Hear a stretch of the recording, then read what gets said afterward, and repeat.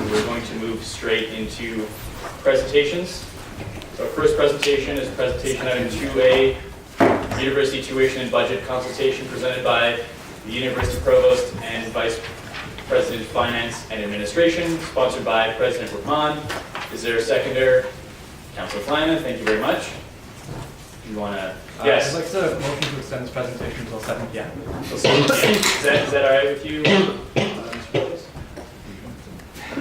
I imagine the conversation will long since died out by 7. All right, there's a seconder. Is there anyone opposed to extending the presentation by an additional, let's say, 25 minutes? Seeing none, we will yield the floor to the Provost. And with me today, I have Philip Stack. He is sitting in place of Gita Kilzicki. Philip is the Associate Vice President in that portfolio and the man in charge of everything budget.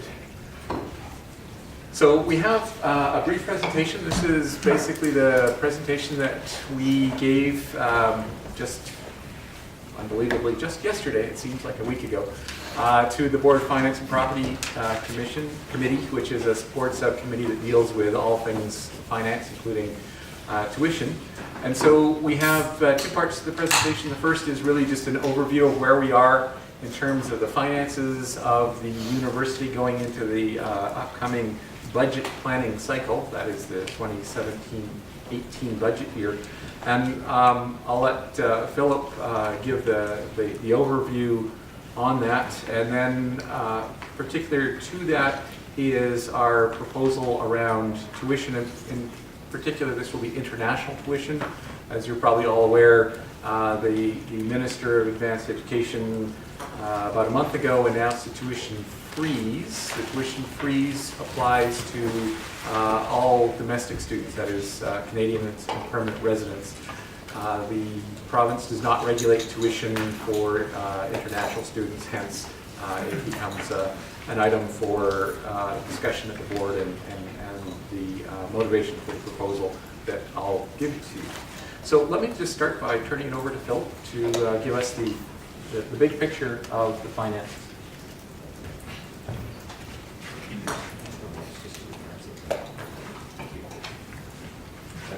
No, absolutely. Great. Thank you very much, and good evening, everyone.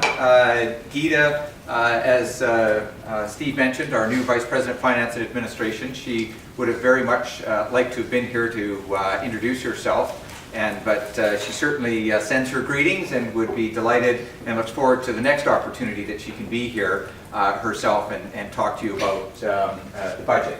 So I will start there. Make sure, nope, do this one. There we are. So in terms of putting things into context, I wanted to start by just providing some background information regarding the university's operating budget.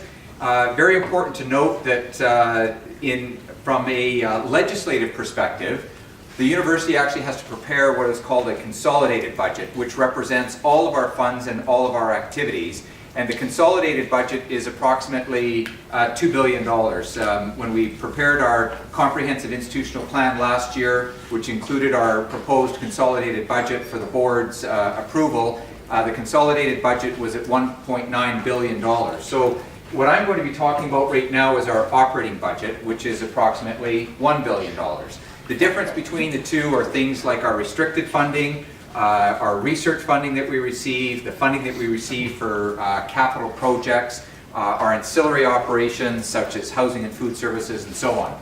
But the operating budget, that is where we pay the vast majority of our salaries and benefits for our professoriate, for our support staff. It's where we fund our undergraduate labs, our library operations, and all of the day-to-day activities that you would expect out of a university this size. So the things that I'd like to point out to you about our operating budget are the 2 major sources of revenue that we receive. So if you look at the donut at the top and our total revenue of just over $1 billion, there's 59% or $649 million that comes in the way of the Campus Alberta grant from the provincial government. The other major source of revenue, representing 30%, that is made up of the tuition and the fees that we charge to students. So you can see between the two of both our grant and tuition represents almost 90% of our revenue on the operating or within the operating fund. So of that 90%, in essence, both aspects in terms of our grant and our tuition, in one degree or another, are controlled by the provincial government. So they're controlled on the grant side in terms of what adjustments, increase they make to the Campus Alberta grant, if anything, or in some cases you'd be aware that in previous years they've actually cut our Campus Alberta grant. On the other portion, in terms of the tuition, as Steve mentioned, it's for domestic tuition, it's regulated under the tuition fee regulation, and for the coming year, as you know, government recently announced a freeze on our ability to increase that tuition that fell under the tuition fee regulation. On the expense side, 61% of our operating budget goes into salaries. And again, that would be the salaries of our professoriate, our support staff, our administrative staff, and so on. And 14% represents the benefits that go along with the salary. So from a total compensation perspective, again, you can see the vast majority of our expenditures are tied up in our people, which of course is where it should be, because we're a human-driven organization, and we turn to our professoriate and our staff and so on to make this place run and to provide the teaching and research opportunities for you. The important thing to note is just the relationship. So in fact, the grant that we receive, the Campus Alberta grant, doesn't even cover our salary portion of our compensation. So it's important in understanding that relationship between the revenues and how much is controlled by government versus what we're spending on our salaries and benefits and other related expenditures. In terms of the sensitivities of those different sources of revenue and our expense, again, you'll see that there's almost a direct relationship between the sensitivity of the Campus Alberta grant. So for every 1% of our grant equates to approximately $6.1 million.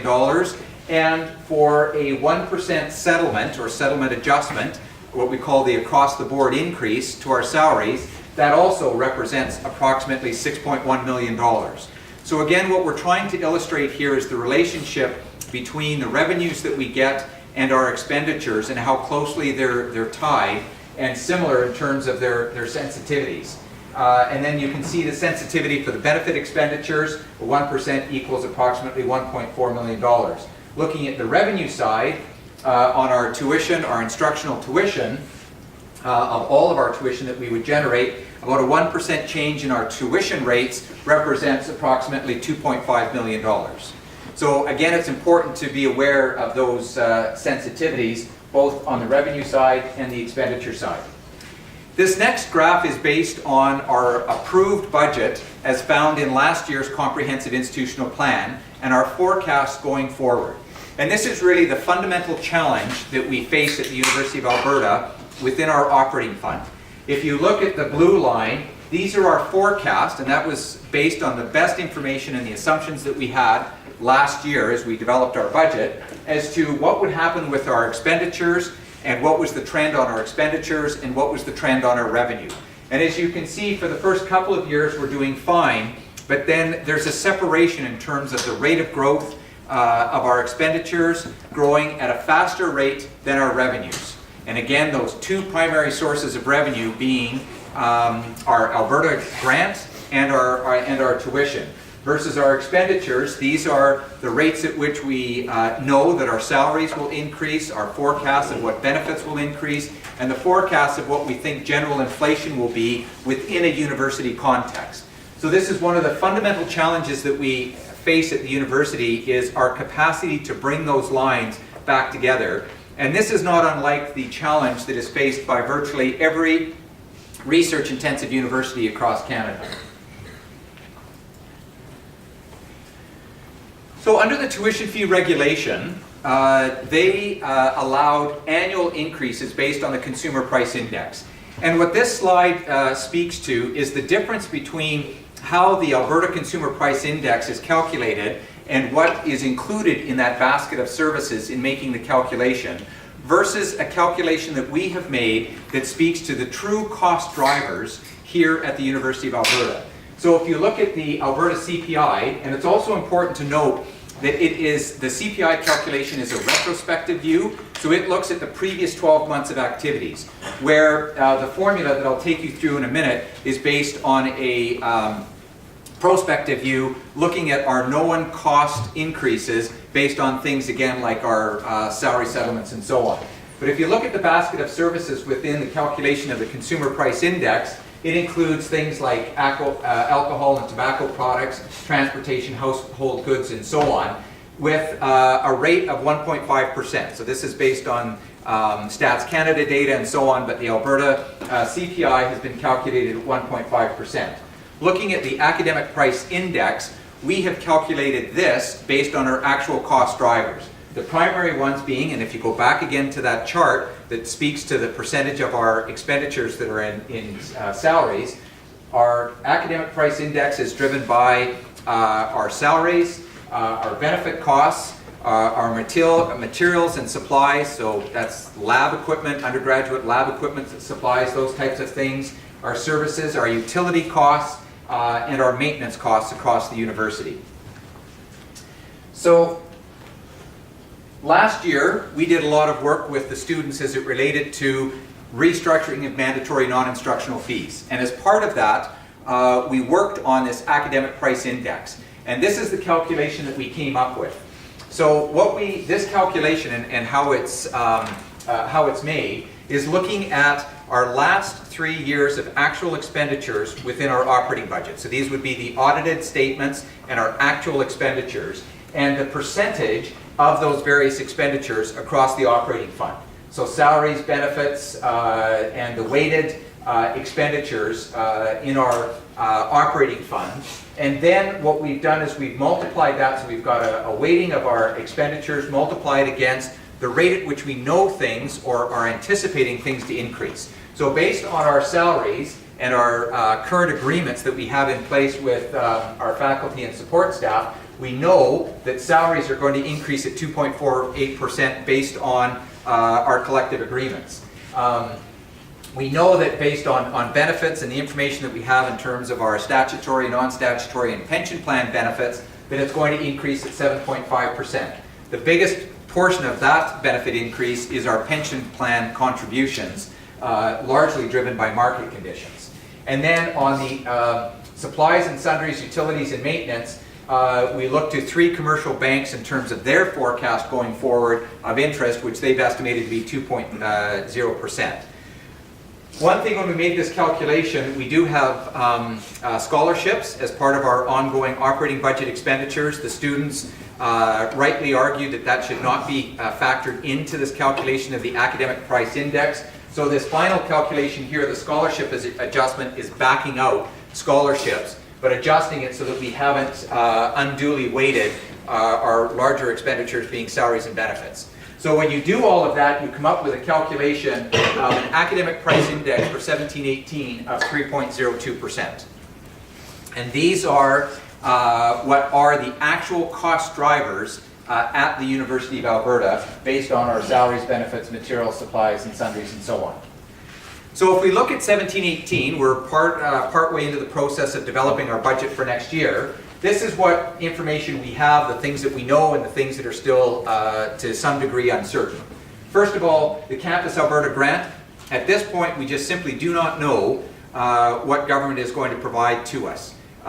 We have argued, last year they gave us a 2% increase. We're arguing for a continuation of that 2% increase. And if you remember the sensitivities, that would mean about $12 million in new incremental funding through our Campus Alberta grant. But at this point, we don't know, and we won't know until the provincial budget is tabled. Domestic tuition and mandatory non-instructional fees, they're both frozen. So we know that unless they provide us backfill, like they have in previous years, but at this point, they have not told us what they're going to do in terms of backfill. We're arguing hard to get that backfill, but at this point, we're assuming that it's not going to be there.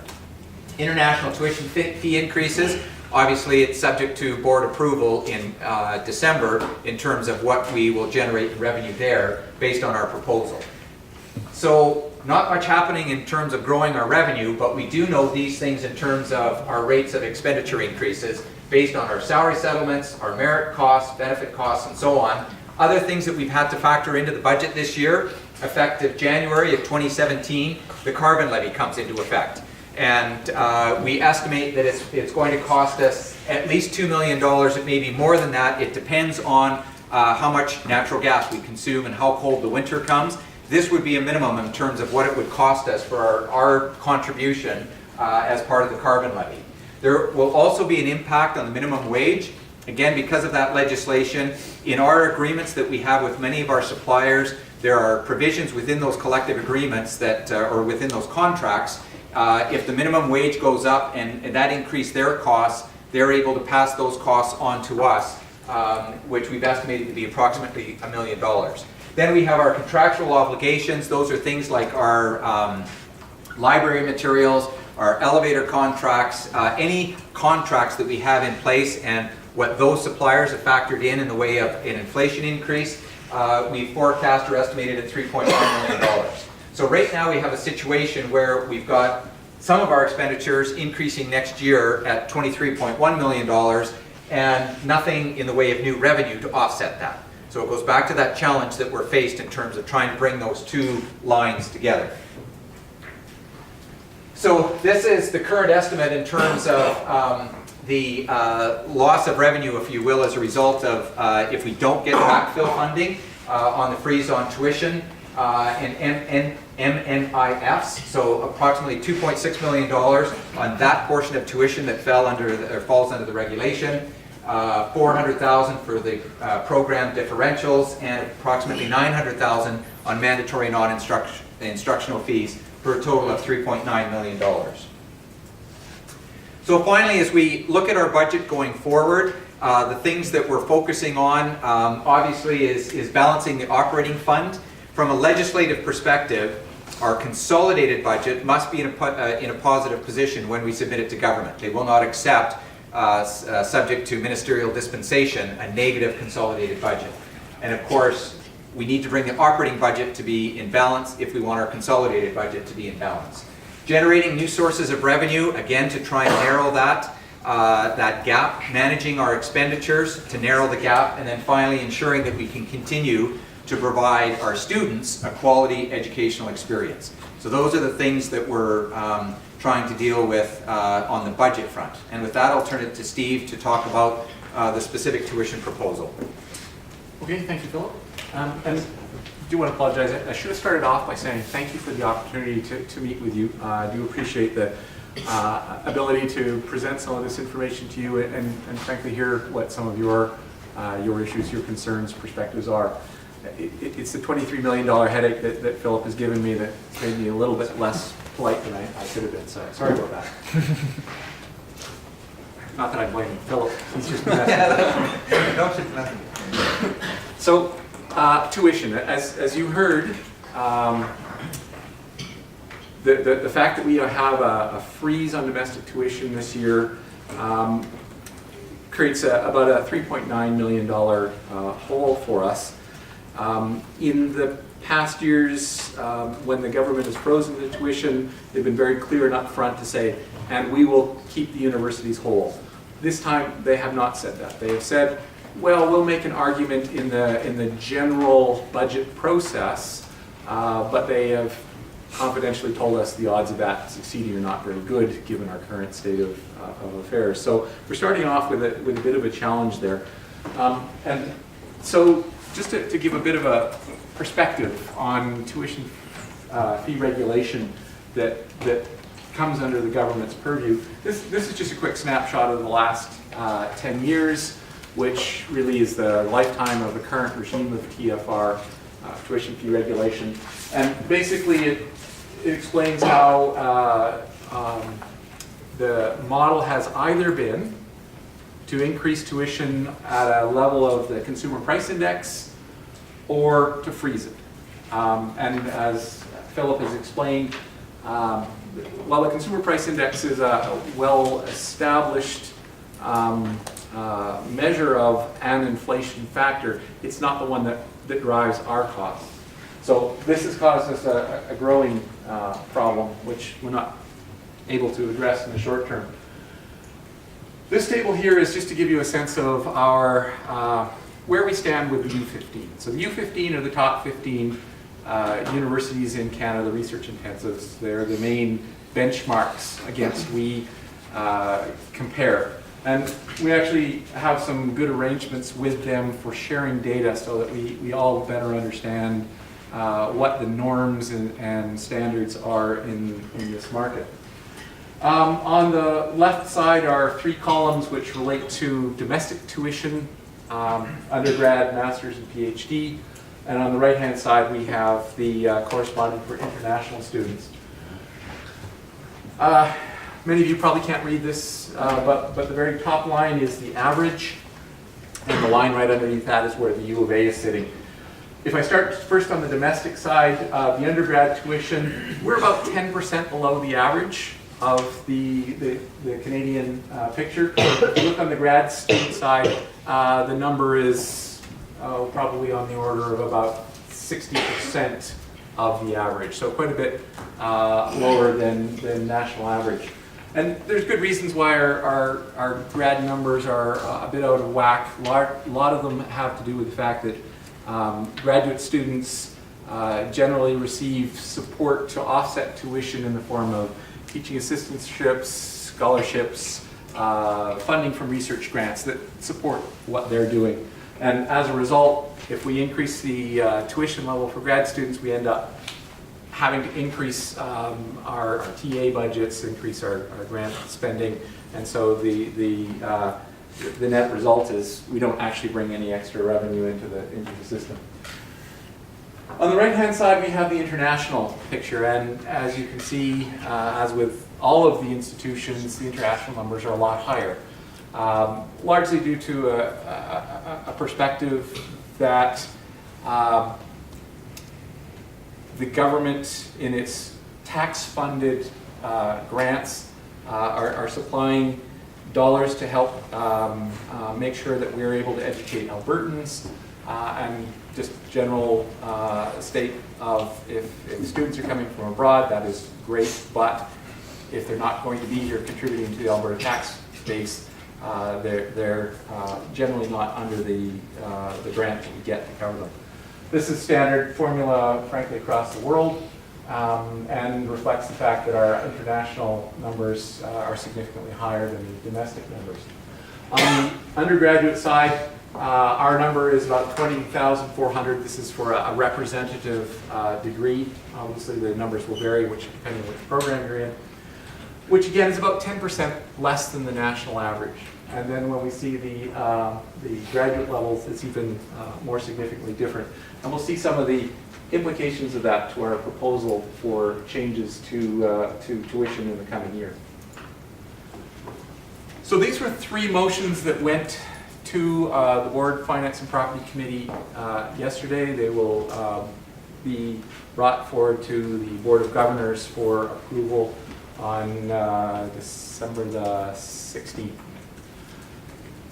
The first one's probably the most relevant to you. It's the only one that deals with undergraduate tuition, and that is to apply the academic price index. So all those calculations that Philip explained earlier that basically reflect our real cost drivers, we're recommending that would be an across-the-board increase to tuition for international students in all programs. This, as Philip explained, is the only lever, the only variable that we have, but we're not trying to solve all of our problems on the backs of the undergraduate international students. We just simply want that segment of our students to cover the increase of costs that correspond to them. The other 2 proposals that are up here relate to graduate students.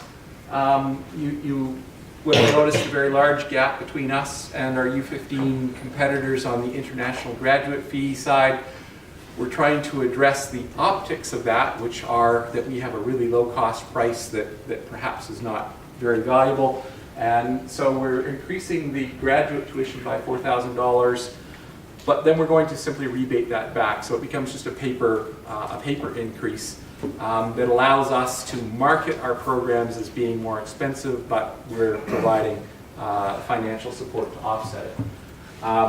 Not sure if this will go through, but this is simply a marketing exercise that we're committing is not a real increase to those grad students.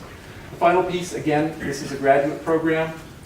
It's what is usually referred to as a cost recovery program, so it needs to cover its costs, at least from the international side, and it is not doing that compared to the specialized programs. There's about 18 programs in the whole world that look like this one. We're 18th out of the 18 in terms of our tuition level, and we're just trying to bring it up to the median of those. Small number of people affected, but it's a big jump. So those are the three increases. Basically, the first one, really very straightforward. That's how much our costs have gone up. If we can't bring our revenues up alongside that, then quality has to suffer. We can't afford to hire as many TAs, we can't afford to have as many professors, we can't afford to have as many scholarships. All the things that frankly are here to make sure that this is a quality educational experience for you will get degraded. The other pieces, I've already talked about them, and they're both relating to graduate programs, which I imagine are of less interest to this group. This table is the formal table that goes to the board. It lays out a number of different programs, so now you start to see the differentiation happening. A basic arts and science degree will go up by $614.40. Pharmacy, which is a more expensive program to deliver, would go up at a higher level than that. The numbers don't all work out to 3.02 just because of round off. This is laying out the approval and consultation pathway. We weren't able to really get started on the consultation this year in the time frame that we hoped, because we were waiting on government to define what its policy for the coming year would be. So because that didn't happen until October 19, we have this whole process a bit compressed. But the main vehicle for consultation is this TBAC. It's the Tuition Budget Advisory Committee, which is where there's an opportunity for discussion, perspectives, consultation with students. The governance route is APC, that's the Academic Planning Committee, which is a subcommittee of the General Faculties Council. PEC-O is an administrative committee. The BFPC, that's the board subcommittee. And then finally at the bottom of this, December 16th, is the actual board approval request. So that's very quickly the financial situation the university's in, and what we're proposing to do about the only tuition that is still subject to board oversight, which is the international fees. But basically, that's all that I had pre-prepared. I'm happy to take questions, comments, and general discussion.